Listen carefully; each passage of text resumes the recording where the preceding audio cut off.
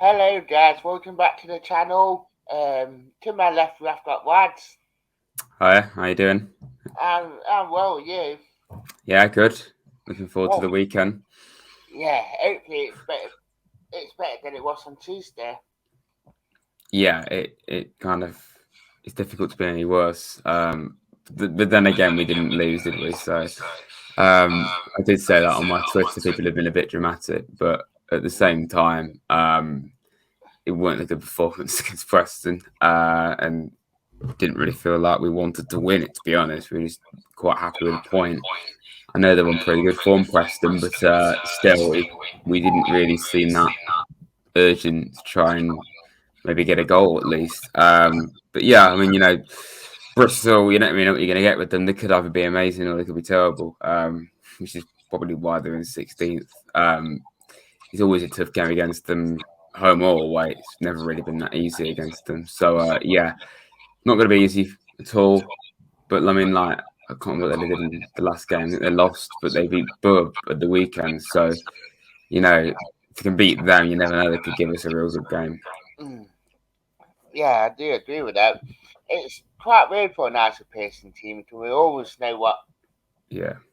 the sort of team he does put out. I mean, for them to have such a high then losing like they did on Tuesday, it's Mm. not like a nicer pacing team. No, he's been there a year and he's not really made much progress because they're in exactly the same position as they were when he took over. But I mean, I don't really know what Bristol's long-term vision is. I think they're just happy to be in the championship, but they haven't. I mean, they started the season obviously they were pretty horrendous at home, and obviously we made that quite clear when they're on the brink of winning, and we just decided to go and score two in a matter of moments, which it wasn't the best game as a whole, but that is still one of the best moments I think ever as a Forest fan. It was just ridiculous.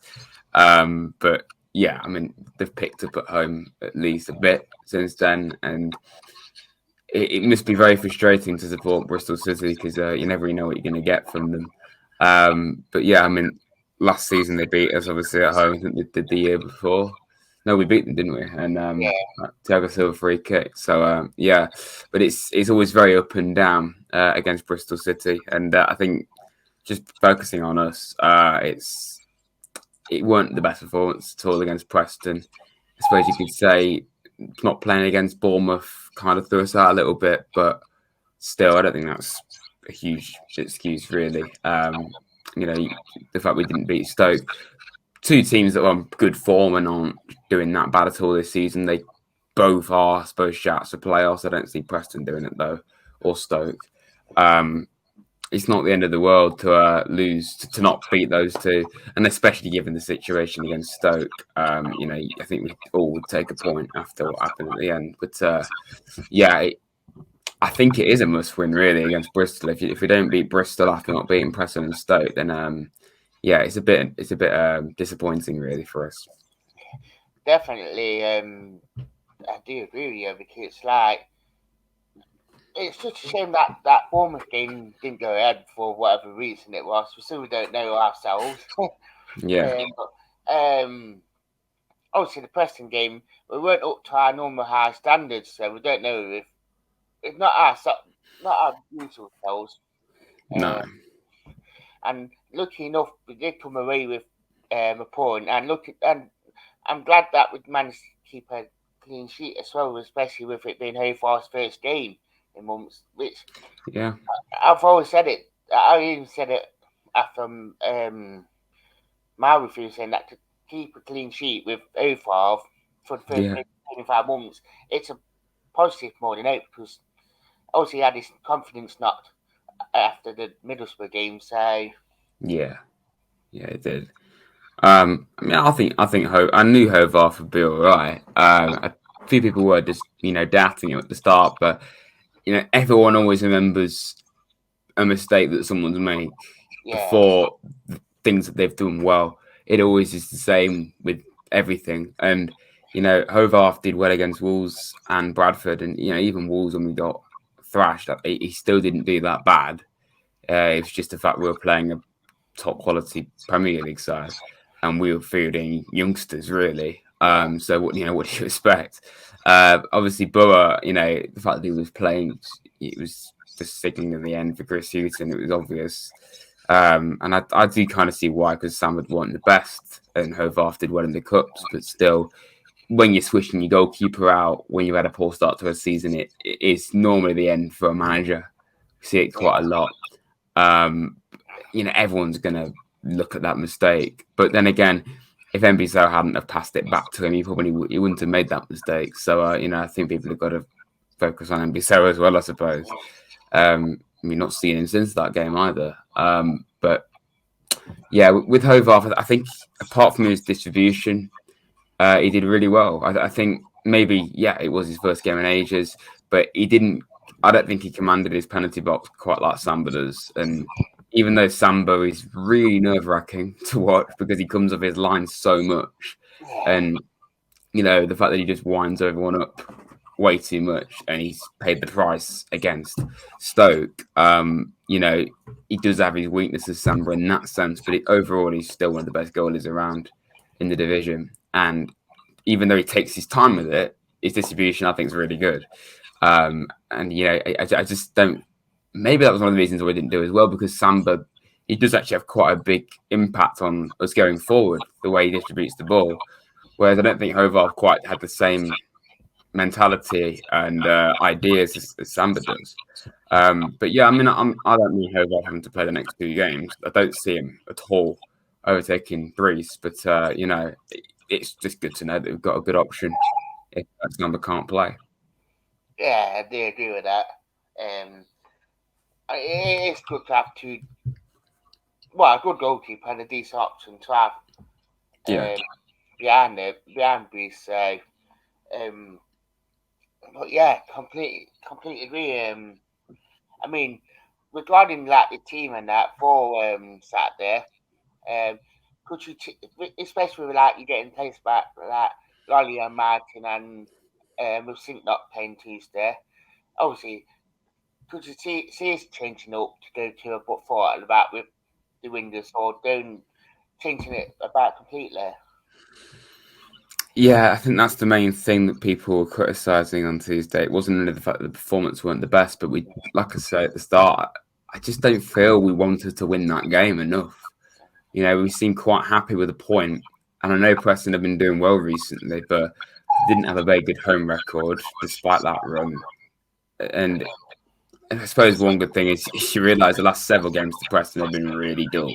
So it's not like it's a surprise that we drew 0-0, but still, based off that one game, we just didn't seem to want to win it enough because we made one change without 12 left, and that was Surridge, who, I think in that kind of game we did see huge impact on not having Grabham, because that ball that Spence put in at the end, 100% Grabham would have got on the end of that, I reckon, because that's just the kind of goal that Grabham will get. Whereas someone like Surridge, I just don't think they would, because he was a bit, he's quite away from where the ball was. So I think we were missing Grabham in the last game, and arguably against Stoke as well. And I like Surridge because that ball he played to low against Stoke was incredible. I think he's a workhorse, but he needs to have the same kind of mindset as Grabham, in my opinion, and he needs to get a goal, to get his confidence and trust up from the fans. But I think you probably have to make a change, because maybe he purposely didn't bring on Zink. Obviously, I didn't expect Lolly to come on, but he's going to have to play again at some point. Obviously, Martin coming against Stoke. So, I'd love to see Martin get a go, because I rate him a lot, and it would be good to see him back in the team. And I don't see him starting anytime soon, really. I don't see us changing 3 at the back, because that's the way we play, and we have changed it before. But I don't see Cook being took out, because he'll be the one that gets took out. Like Figueiredo used to be the one that got took out. So I don't see us changing the defence or wing backs, but maybe you could see someone like Colback, Garner or Yates took out. Maybe Garner could be took out, because I did see a few people saying that Garner didn't have the best game against Preston. But then again, I don't think anyone really did have the best game. I personally, I'll take out probably one of Colback or Garner. but I wouldn't be taking Yates out. I think he's the most important of the lot. And we think we saw that against Stoke, him not being there. So yeah, I think I don't mind who. Take maybe one of the midfielders out and put one of the attackers that we had on the bench on, because the fact we had Zink, Lolly, and Mighton on the bench against Preston and didn't bring any of them on was not only strange, but maybe it could signal that they're going to play in the next game, maybe. Yeah. So probably will be Zink and Argyle if there's going to be any of them. But yeah, maybe you could try that. Maybe just have Davis up on his own and have Johnson and Zink behind him, maybe. In my opinion. Yeah, I do agree with that. That was one of the other strange things in teas. But then when you do think about it, the couple used on for Saturday's game, Yeah. more than out, which is quite true. I forgot what I was saying now. What would you scoreline be on for Saturday? Well, so long as it's not 0-0, I don't really mind. But I just don't want it to be obviously not a Bristol win either. So, I mean, I just really, after not winning for a few games, you just want to win regardless of how it goes. But I think, and I could see Bristol scoring because they do tend to score Bristol, but it just depends how many they concede. So I think I could see it being like 2-1 or maybe 2-0. You know, I don't. Based on the last two games, I'm not hugely confident, but you know, I'll always have belief that we can win with Cooper as the manager. So you know, and Preston, that was one of the few times where I have thought, Cooper, why haven't you made a change, or changed something up?